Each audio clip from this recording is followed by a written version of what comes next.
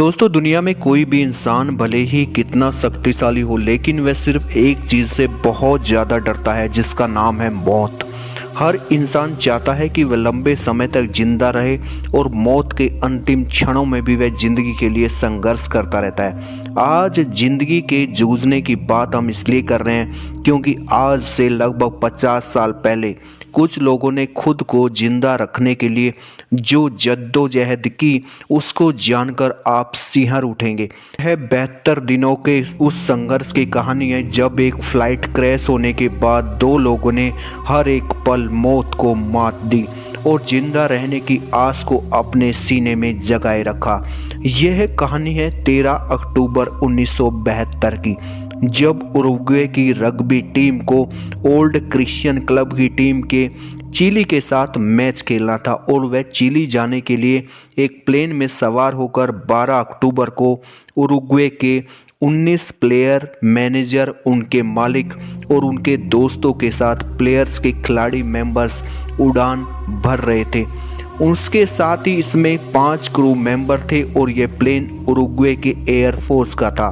विमान के उड़ान भरने के कुछ समय के बाद मौसम खराब होने के बाद उसे चिली की जगह अर्जेंटीना में उतरना पड़ता है। यहाँ पर रुककर मौसम साफ होने का इंतजार किया जाता है और अगले दिन यहाँ से चिली के लिए उड़ान भरी जाती है। विमान 2:18 पर उड़ान भरता है और यह ग्लेशियर से होकर गुजरता है। विमान के पायलट को यहाँ से 29 बार गुजरने का अनुभव था, लेकिन उनकी जगह पर को पायलट विमान उड़ा रहा था और मौसम भी खराब था। को पायलट ने तूफान को पार किया और चिली के सेंटियागो एटीसी को संपर्क करते हुए विमान उतारने की इजाज़त मांगता है। हालांकि सेंटियागो एटीसी पायलट की बात सुनकर हैरान हो जाता है क्योंकि उसे रडार पर फ्लाइट नहीं दिख रही होती है, लेकिन तभी को पायलट विमान को नीचे करता है और विमान एंडीज पहाड़ी की चोटी से टकरा जाता है और इसका पिछला हिस्सा टूट जाता है। इसमें पीछे बैठे 2 क्रू मेंबर और 3 मुसाफिर उसके साथ ही नीचे गिर जाते हैं।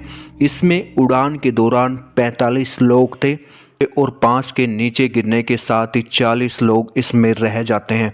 विमान पहाड़ी से टकराते हुए 200 मीटर तक घसीटता है और वह 2 भागों में टूट जाता है। इस हादसे में पायलट की मौत हो जाती है और को पायलट फंस जाता है। विमान में भी 12 लोगों की मौत हो गई थी, लेकिन 35 लोग अभी भी जिंदा थे। लेकिन अगले दिन 5 अन्य और लोगों की मौत हो जाती है। एटीसी की रडार से विमान के गायब होने के अगले दिन ही 4 विमान सर्च ऑपरेशन में लग जाते हैं, लेकिन कोई सफलता नहीं मिलती है। दूसरे दिन 3 देशों के 11 विमान सर्च ऑपरेशन के लिए निकलते हैं और क्रैश विमान के कुछ लोग उनको देख भी पाते हैं। वह सर्च फ्लाइट को देखते हुए चिल्लाते हैं, पर बर्फ होने के कारण ऊपर उड़ रहे विमान को उनको विमान नहीं देख पाता। ऐसा 3 बार हुआ जब क्रैश विमान के लोगों को सर्च फ्लाइट दिखी और उन्होंने हर एक मुमकिन कोशिश की, लेकिन कोई सफलता नहीं मिली। 8 दिन तक सर्च ऑपरेशन चलने के बाद उसे बंद कर दिया गया क्योंकि मौसम खराब होने के कारण इतने दिन तक वहाँ कोई जिंदा नहीं रह सकता था। सरकार की तरफ से निर्णय लिया गया कि गर्मी पड़ने पर उनके शवों को ढूंढने के लिए सर्च ऑपरेशन दोबारा से चलाया जाएगा। पहाड़ी पर फंसे लोगों ने माइनस तापमान से बचने के लिए टूटे फ्लाइट के टुकड़ों को इकट्ठा किया, उनसे अपने आप को ठंड से बचाने की कोशिश की। विमान में सवार लोगों में 2 मेडिकल के छात्र भी थे, उनके पास कुछ मेडिकल किट भी थी और वह उनके घायलों को बचाने में लगे, लेकिन 9वें दिन एक और शख्स की मौत हो जाती है। अब खुद को जिंदा रखने के लिए जंग शुरू होती है। विमान में खाने के लिए कुछ ज़्यादा सामान नहीं था क्योंकि इनको ज़्यादा लंबा सफ़र नहीं करना था। इनके पास खाने के नाम पर 8 चॉकलेट के डब्बे, जैम की 3 बोतल, खजूर, ड्राई फ्रूट, कैंडीज और कई बोतल वाइन थी। इनके पास जो पानी था वो ख़त्म हो चुका था। जब विमान में सिर्फ 27 लोग ही जिंदा बचे थे और उनको पता नहीं था कैसे जिंदा रहें। विमान में जो भी सामान था उनको 27 लोगों में बराबर बराबर बांट दिया और पानी के लिए बर्फ़ को पिघलाकर काम चलाया जाने लगा। लेकिन 11वें दिन किसी की नज़र विमान में पड़े एक रेडियो पर पड़ी और वह उसको बनाने में लग गया। रेडियो ठीक तो हुआ लेकिन उसमें सिर्फ मैसेज आ सकते थे, जा नहीं सकते थे। रेडियो ठीक करने वाले शख्स ने सुना कि सरकार ने सर्च ऑपरेशन बंद कर दिया है और बचे हुए लोगों के पास आया और कहा गुड न्यूज है। उसकी बात सुनकर सभी खुश हो गए और उसने कहा कि हमारी मदद के लिए कोई नहीं आएगा और सरकार ने सर्च ऑपरेशन को रोक दिया है।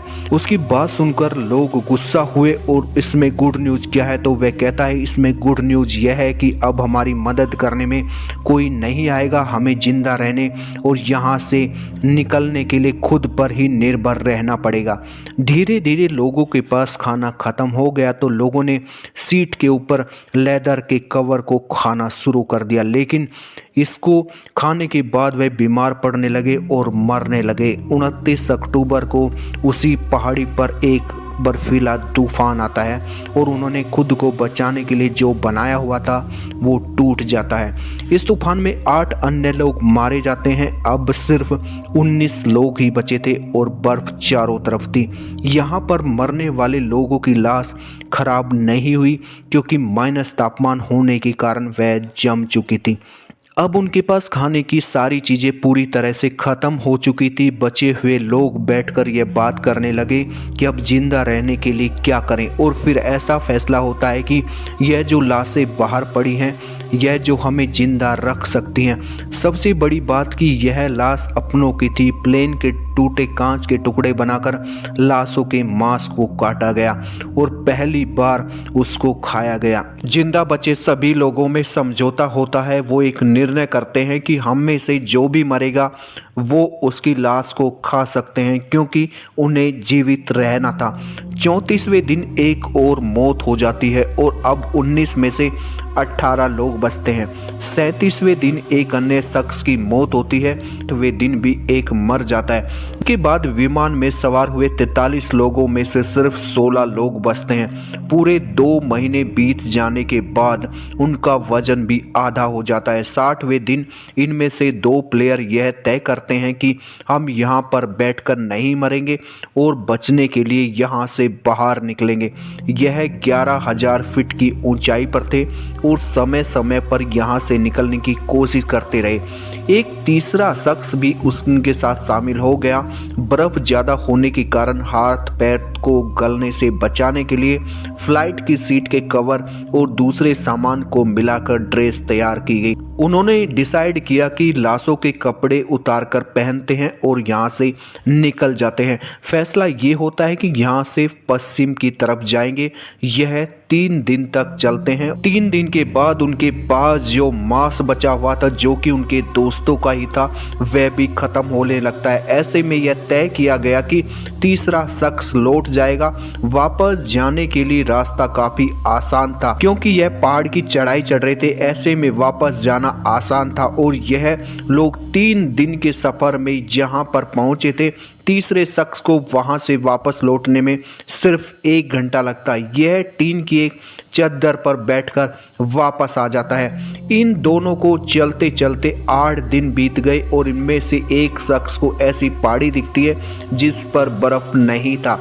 यह उसकी तरफ चल दिए और 10वें दिन यहाँ पर पहुँच जाते हैं। यह दोनों 21 दिसंबर को यहाँ पर हरियाली और गाय देखते हैं। दोनों लगातार चले जा रहे थे लेकिन बोलने की हालत में नहीं थे। दोनों चलते चलते नदी के किनारे पहुँच जाते हैं। तभी इनको दूसरी तरफ 3 लोग दिखाई देते हैं। यह दोनों पूरी जोर से चिल्लाते हैं लेकिन नदी के पानी के शोर में उनकी आवाज़ दब जाती है। तभी अचानक उन 3 शख्स में से एक शख्स को कुछ आभास होता है और वह देखता है। वह शख्स भी कुछ बोलता है कि लेकिन पानी का शोर फिर आवाज़ को दबा देता है। ऐसे में एक शख्स एक पेंसिल और कागज़ को एक पत्थर के टुकड़े में बांधकर उनकी तरफ फेंकता है और उसने उनकी जानकारी उनसे पूछी। इन्होंने इसमें लिखा कि हम उरुग्वे के वो रग्बी प्लेयर हैं जिनकी फ्लाइट क्रैश हो गई थी। हमारे साथी अभी भी जिंदा हैं और मदद की आस लगाए बैठे हैं।